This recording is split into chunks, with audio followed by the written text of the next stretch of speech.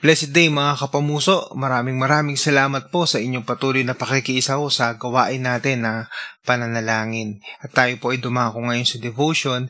Kung maalala po ninyo last week, ang devotion po na ibinahagi sa atin ay pinamagatang Hello, Lord Again. At napakaganda po ng message sa pamamagitan po ni Pastor Jehan. So balikan po natin yung video na yun kung yun po ay na-miss ninyo. So, saan ho ba ito hango? Ito po ay hango sa pelikulang Hello, Love Again na kumita na po as of this recording 1.4 billion pesos. Napakalaki po ng kinita na nila, no? Total, sinimulan po sa pelikula, ipagpatuloy natin sa pelikula. Pero this time, yung number 1 top grossing film ngayong taon na ito internationally. Ito po ay kumita ng 38.2 billion pesos. Ito po yung pelikulang Inside Out. Marami na sa atin ang nakapanood nitong Inside Out na ito, no? So, ano ba ang ibig sabihin ng Inside Out? Pag sinabi pong Inside Out, with the inner surface turned outwards. Yun po ang sabi sa Google. Pero ano ba? Sa pinakasimpleng salita, baliktad. Ibig sabihin, yung nasa loob, yun yung nasa labas. So, for example po, no, ito po yung mga pamahiin sa Pilipinas or mga myths. For example po, pag ikaw daw ay naliligaw, baliktarin mo daw damit mo. So, i-turn inside out mo yung damit mo. So, naalala ko dito nung minsan, meron kaming inatanin na living. Ang pamahiin naman nun, dahil umuulan, para daw tumigil ang ulan, magbaliktad ng damit. Inside out. Yan po yung mga halimbawa. Malinaw na sa atin na ibig sabihin ng inside out. Kung ano yung nasa loob, yun yung nasa labas. Inside out. What's filling your heart? Ano ang pumupuno sa puso mo? At dito ho sa pelikulang Inside Out, iba't ibang emotions po yung nakikita natin dito. Actually, sa Inside Out 1, 5 lang, pero nung lumaki-laki na kung hindi daw nagkakamali, si Riley yata yung bida. Sa Inside Out 2, 10 na silang emotion. At dito ho i-discuss natin yung 6 lang na characters or emotions na present doon, na present din naman sa atin. Kasi, again, sasagutin natin yung tanong na, what's inside your heart? Or what's filling your heart? Ano ang pumupuno sa puso mo? Dahil napakahalaga po, no? Kung ano ang nasa loob ng puso mo, yun po ay magre-reflect din sa iyo. Sabi ho dito sa Proverbs chapter 27 verse 19, as in water face reflects face, so the heart of man reflects man. Kung ang tubig po, pag ikaw ay tumingin dyan, nagre-reflect yung mukha mo, nakikita, sumasalamin. Ganon din po, kung ano ang pumupuno o nasa puso mo, yun ay lumalabas sa iyo, yun ay sumasalamin sa iyo, nagre-reflect sa iyo. So ngayon, titignan natin, what's inside your heart? What's filling your heart? At kunin natin dito yung mga emotions or character na nasa inside out.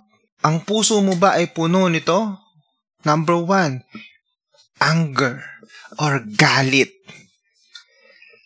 Dinawin lang po natin ang pagkagalit po ay hindi ho masama. Pero, kailan ho siya nagiging masama? Kapag ang galit na ang pumupuno sa puso natin.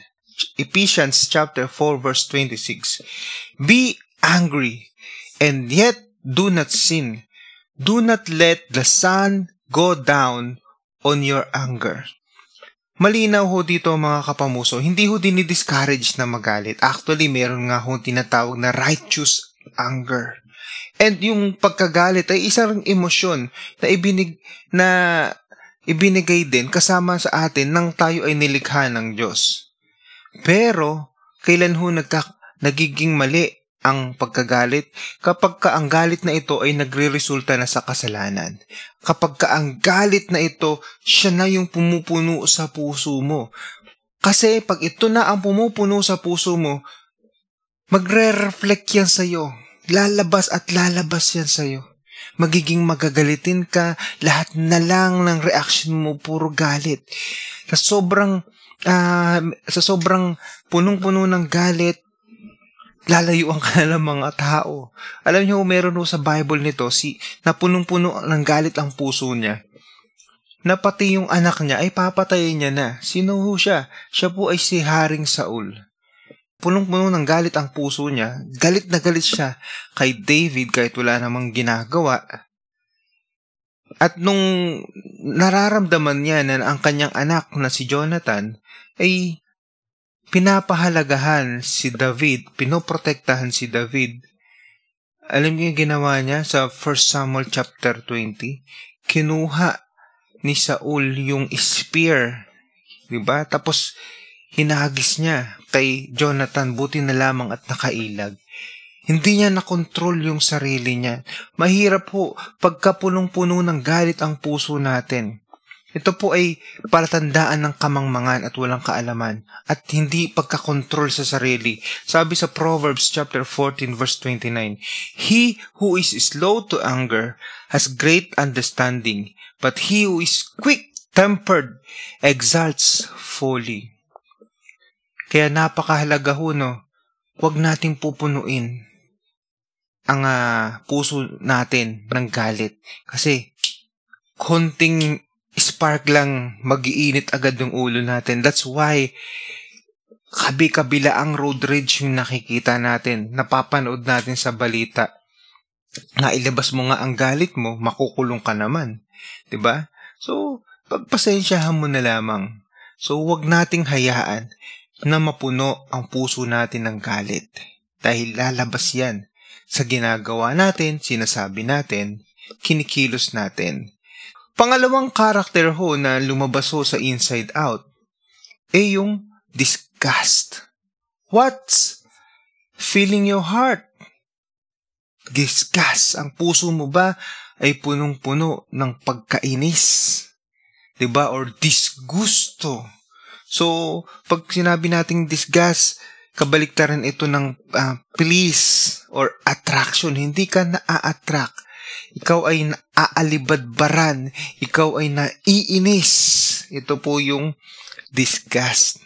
Ano ho ba kadalasan ang nagiging dahilan? Bakit ho tayo nagkakaroon ng pagkainis or hindi tayo na-attract sa tao sa paligid natin? Kapag ang puso natin punong-puno ng disgust o pagkainis sa paligid, lahat ng nakikita natin ay puro negative na lang. Lahat ng nakikita natin, wala na tayong nakikitang maganda kapag ito po yung pumupuno sa puso natin. Alam niyo, meron ho story sa Bible sa mga Israelites nung sila ay naglalakbay na nasa wilderness sila. Dahil ang puso nila ay punong-puno ng disgust, pagkainis, aalibadbaran sila, hindi na nila nakita ang kabutihan ng Diyos. 'Di ba? Nung di na sila nakakain ng karne, nainis sila sa Diyos.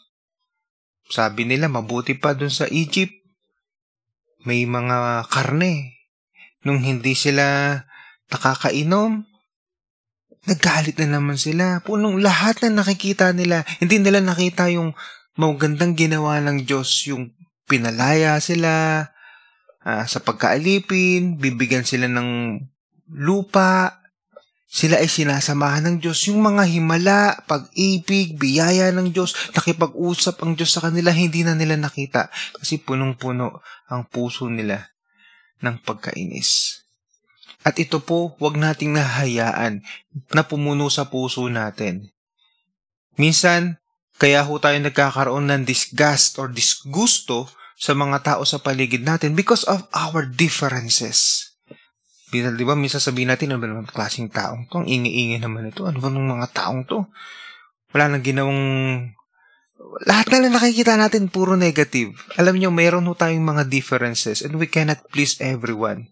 Pero it doesn't mean na kailangan ito yung mangingibabaw sa puso natin. Alam nyo, sabi ho sa Romans chapter 12 verse 16, live in harmony with one another. Do not be proud, but be willing to associate with people of low position. Do not be conceited. Sinabi ho dito, live in harmony. Ano po ba yung harmony? Para ho itong nota, do, re, mi, fa, sol, la, ti, do. So magkakaiba sila. Pero pag yan ay kinag-combine mo, makakabuo ka ng magandang tunog. Musika, kumbaga. Ganon din ho tayo. Bagamat may mga differences tayong mga tao, merong madaldal, merong tahimik, merong palabiro, merong hindi mabiro. Iba-iba yung mga personalidad natin. Pero, sometimes yung mga personality na yan nagkakaroon ng clash. And because of that, magkakontra tayo ng personality, nagkakaroon ka ng disgusto sa tao na yon. Pero wag ho nating hayaan na mangibabaw sa puso natin yung disgusto sa kapwa. Kundi, we must live in harmony, be humble, and willing na makipag-associate sa kanila. Okay? So ngayon, pangatlo ho, ano ba yung pumupuno sa puso natin? Ito ba ay takot, fear? So ngayon, yung fear is natural na feeling din po yan natin. Maganda rin siya. Kasi pagka meron kang fear, natututo tayo mag-ingat. Alam nyo, kaya ho nagkaroon ng life jacket, ng parachute, because of fear. Kahit yung mga harness, because of fear, natututong mag-ingat ang mga tao. Pero meron hong klaseng fear na hindi ho maganda. Yung fear na para bang ikaw ay napaparalisa na hindi ka na makagawa, hindi ka na makakilos. For example ho, no, yung sa story po ni si Barak, 'di ba? At si Deborah. Si Propeta Deborah, sinabihan niya si Barak, sakupin mo, talunin mo yung kalaban ng Israel, palayain mo yung mga kababayan. Pero ano yung sabi niya?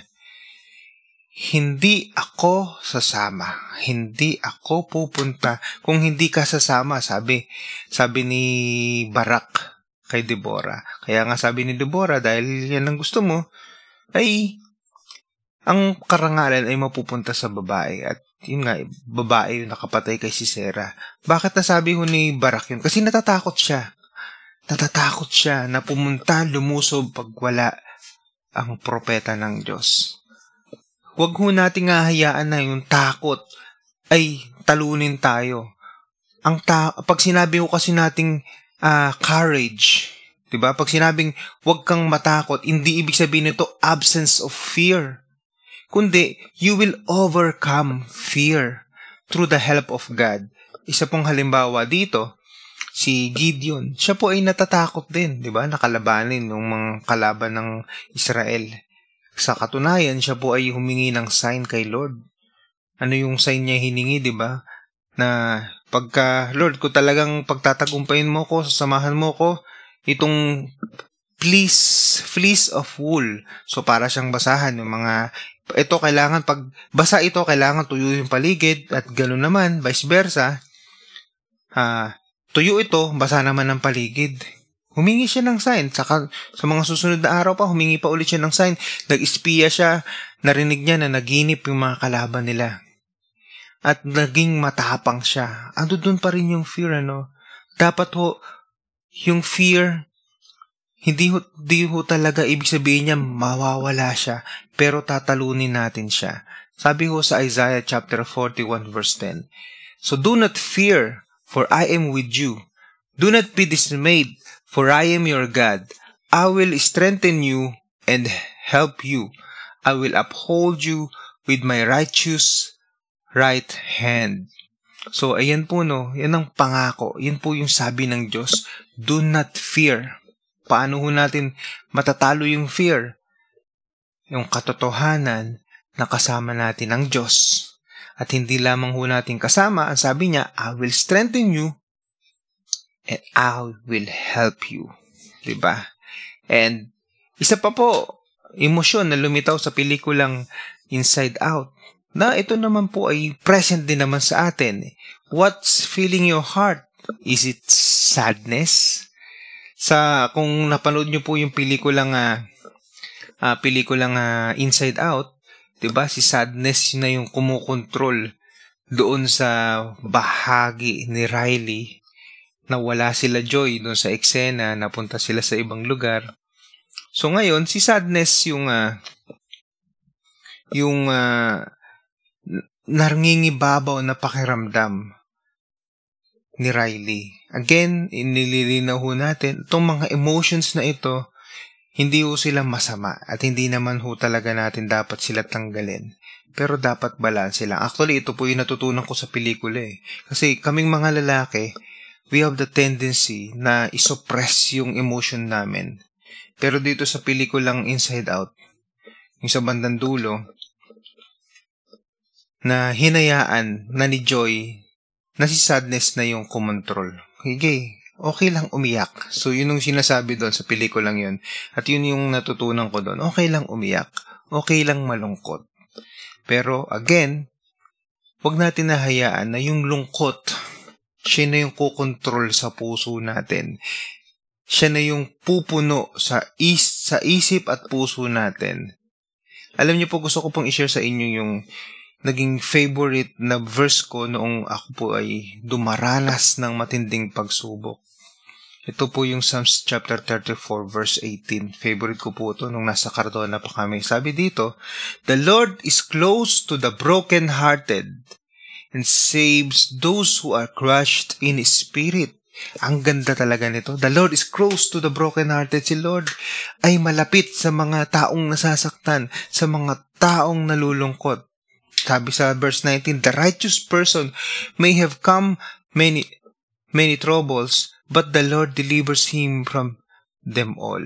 Kaya, feeling ko nung ako po'y dumaranas ng matinding pagsubok nung unang panahon, feeling ko close kami ni Lord eh. Kasi dahil sa verse na ito, actually, nung sa Cardona, may part doon, pupunta ako ng malayong lugar. Pupunta ako sa madilim na lugar. Sa mga kawayan. Tapos, alas 8 ng gabi, alas 9, tumutulog yung kawayan, nakakatakot. Pero, wala akong pakialam sa takot. Problemado ako, gusto ko mag-pray. Doon ako nagpipray. So, naging comfort ko yung verse na ito. At ito pa po yung isang verse, Matthew chapter 5 verse 24. "Blessed are those who mourn, for they will be comforted." Diba? Makikita natin talaga dito, no? Natural ho na mararamdaman ho natin. Sa buhay natin, magkakaroon ng bahagi ng buhay natin na malulungkot tayo. Pero sabi ni Lord, sige, nalulungkot ka, I will be with you. I will comfort you. Ang katotohanan ho na nakakaramdam tayo ng kalungkutan, pero kasama ho natin ang ating Panginoong Diyos. At ngayon po, what's filling your heart? Is it in the fifth emotion, anxiety? Ito po, lumitaw po ito sa Inside Out 2, yung anxiety. Napakahirap po pag ang puso natin ay punong-puno na ng anxiety. Again, natural ho na mag-alala. Dito sa pelikulang Inside Out, si anxiety, sa sobrang pagkaalala niya, lahat ginawa niya, pinush niya yung sarili niya para maging the best. Diba maganda naman, diba? Pag you're anxious, you will do your best. Pero, again, pagka ito na po yung pumupuno sa puso natin, ito na yung kukontrol sa atin. Ibang usapan na yon. Kasi, minsan, again, yung pag-anxious, sobrang anxious tayo, hindi tayo nakakapag-isip ng tama. Minsan, pag punong-puno tayo ng alalahanin, nakakalimutan na natin yung mahalagang bagay. Nadidisregard na natin yung mga pangako ng Diyos, kinakalimutan. Minsan is either ikaw mag-overwork mo yung sarili mo or magmumukmuk ka na lang. Iba-iba yung mga tao, iba-iba yung reaction nila, kung paano nila ine-express yung anxiousness. Merong mga tao, nakangiti lang yan, pero deep inside, very anxious na sila. iba-iba yung response. Meron naman mga natataranta na, hindi na nila nakokontrol yung emotion nila, yung sarili nila. Ganun pa man, ano ho ang sabi ng Panginoong Diyos patungkol ho sa anxiousness? Sabi ho sa 1 Peter chapter 5 verse 7, cast all your anxiety on Him because He cares for you. Ang puso mo ba ngayon ay tila ba napupuno na ng mga alalahanin? Ang sabi ho sa salita ng Diyos, itapon mo yung mga alalahanin. Bakit ho? Kasi you have God na nagmamalasakit sa iyo. Philippians chapter 4 verse 6, do not be anxious about anything, but in every situation, by prayer and petition with thanksgiving, present your request to God. So pag tayo po ay merong mga alalahanin, nararamdaman natin na parang sinasakop na tayo, nilalamon na tayo ng ating anxiousness, let us pray to God. At ang sabi po dyan, sa verse 7 pa nga, the peace of God, siya po yung papanatag sa isip at puso natin. Huwag nating hayaan na ang puso natin ay mapuno ng mga alalahanin sa buhay. Sa halip, itapon natin yan at manalangin tayo sa Diyos. And last but not the least, yung joy. Yan. Ang puso mo ba ay punong-puno ng joy? Diba? So, ito yung isa sa positive na emotion na nasa pelikulang Inside Out. At syempre, nararamdaman din naman natin. Minsan ho, napakahirap po makaramdam ng joy kapag mga pangit yung mga nasa paligid natin, yung mga nangyayari sa paligid natin, hindi magaganda. Ganun pa man, hindi po yan excuse para hindi tayo makaramdam ng joy. Diba? So, sabi nga nila, yung happiness, yung masayang pakaramdam na nakabase lang sa happenings. Pero yung joy, ito yung nararamdaman mo pa rin kahit na yung mga circumstances ay hindi pumapanig o hindi pumapabor sa iyo. Kahit na may mga masamang nangyayari. Kailangan ang puso natin, punuin ho natin ng kaligayahan na nagmumula sa Panginoon. Philippians chapter 4 verse 4, rejoice in the Lord always. I will say it again, rejoice. Inuutos na ho ni Pablo dito eh. Diba? Basa natin kanina, Philippians 4, chapter 6 and 7. Pero bago yun, yung verse 4, rejoice in the Lord always. Ang kaligayahan ho natin ay nasa Panginoon. Wala ho sa mga material na bagay o sa sino mang tao. Nasa unang-una ho nasa Panginoon. Sabi pa po sa 1 Thessalonians chapter 5 verses 16 to 18, rejoice always, pray continually, give thanks in all circumstances, for this is God's will for you in Christ Jesus.